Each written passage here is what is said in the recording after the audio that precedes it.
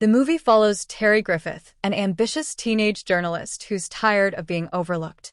When her editor dismisses her big story about sexism, she decides to prove a point the only way an 80s teen comedy would dare, by cutting her hair, changing her clothes, and enrolling at a new high school disguised as a guy.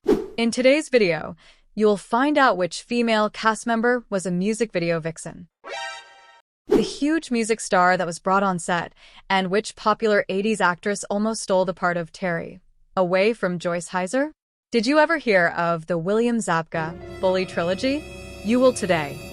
Before filming Just One of the Guys, Joyce Hyser was a music video vixen. She appeared in Dan Hartman's music video from the 1984 hit song, I Can Dream About You. She also ended up starring in ZZ Top's Pincushion a decade later. Vixen. James Brown himself, the godfather of soul, wasn't just mentioned. He showed up for 3 full days on set to personally school Clayton Rohner, aka Rick. Wow! The music legend helped Rohner, who played Terry's love interest, lock in every step and groove, making sure his dance moves were as authentic and electrifying as possible.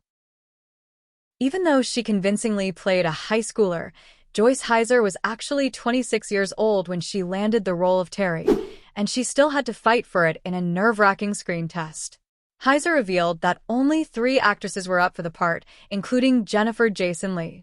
Having lost out to Leigh on a role before, Hyser admitted she was anxious heading in. But the moment the test wrapped, her nerves turned into confidence. She knew it. No one else could bring Terry to life the way she could.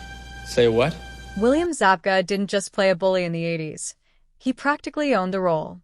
In The Karate Kid, Just One of the Guys, and Back to School, Zabka became Hollywood's go-to blonde antagonist, terrorizing underdogs, stealing girlfriends, and perfecting that smug rich jock attitude.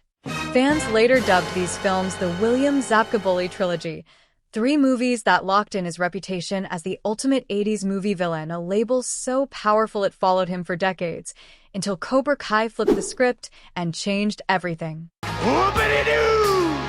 Fun fact: off-screen, actress Joyce Hyser dated Bruce the Boss Springsteen while making the film.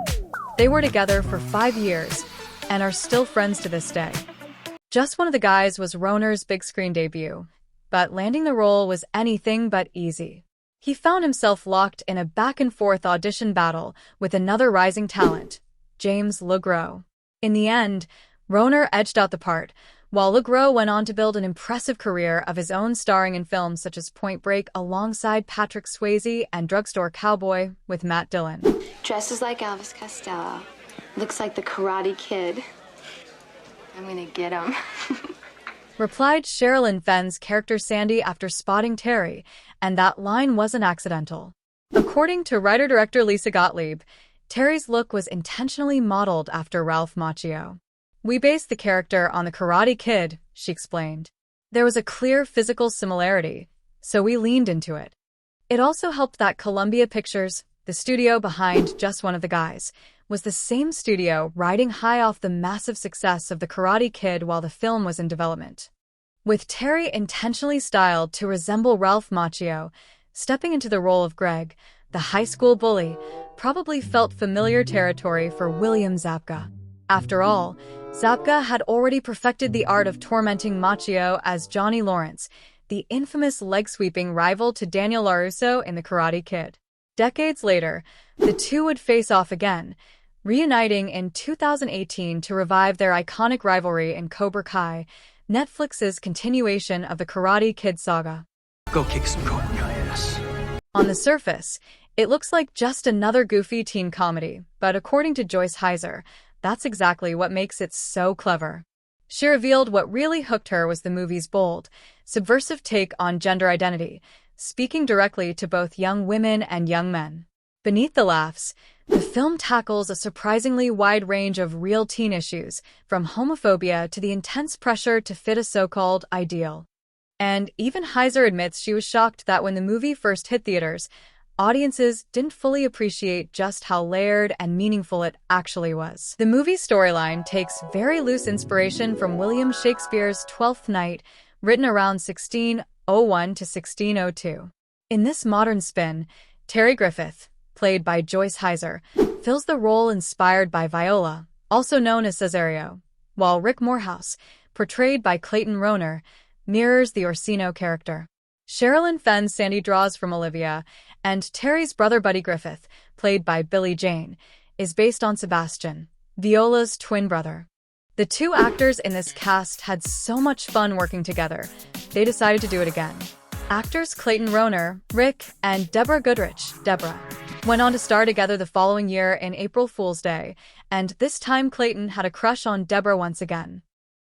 You're kidding, right? Believe it or not, Joyce Hyser almost shut this iconic scene down entirely.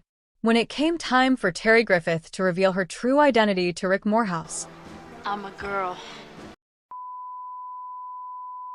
Hyser initially refused to bare her chest, and she had a no-nudity clause in her contract to back it up. She was firm. It wasn't happening. The creative team tried rewriting the moment multiple times, but director Lisa Gottlieb quickly realized there was no way to make the reveal believable without it. Some suggested clever camera angles, maybe shoot from behind, let the moment imply the truth, but nothing quite landed. Eventually, Gottlieb convinced Hyser that the brief reveal was essential to the scene's impact.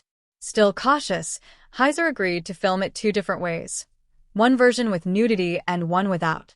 After reviewing both takes, she ultimately chose the version audiences know today. Interestingly, years later, She's the Man tackled a nearly identical plot twist with Amanda Bynes, but that time, the camera conveniently cropped the frame, keeping everything safely off-screen. Damn! Edwina Pearl High School was actually called Coronado High in Scottsdale, Arizona. It was also the same school featured in Bill and Ted's Excellent Adventure. Ray Gross revealed that in the original script, the eccentric characters Willie and Phil were written as full-on Trekkies. Beam us up. However, because Star Trek was owned by Paramount, studio executives shut down any direct references to the franchise or its characters. As a result, Gross and co-star Robert Field Steele, who played Phil, reimagined their roles as if they were visitors from another planet. They began improvising their lines and behavior, and much of that offbeat material ultimately made its way into the final script. Joyce Hyser revealed that when she portrayed the male version of Terry Griffith, she had to bind her chest with ace bandages beneath her costume to create a flatter look. She recalled that the process was extremely uncomfortable, especially while shooting in the intense 90-degree heat of Scottsdale and Phoenix, Arizona. I'd say the most unexpected and fascinating thing I discovered about just one of the guys was the profound impact it had on young gay and transgender women, Gottlieb said. That really became clear during a live chat we hosted on Jezebel a few years back. For hours, women shared personal stories, and it was incredibly moving for me to read them. If you like this video, YouTube thinks you may like this one next.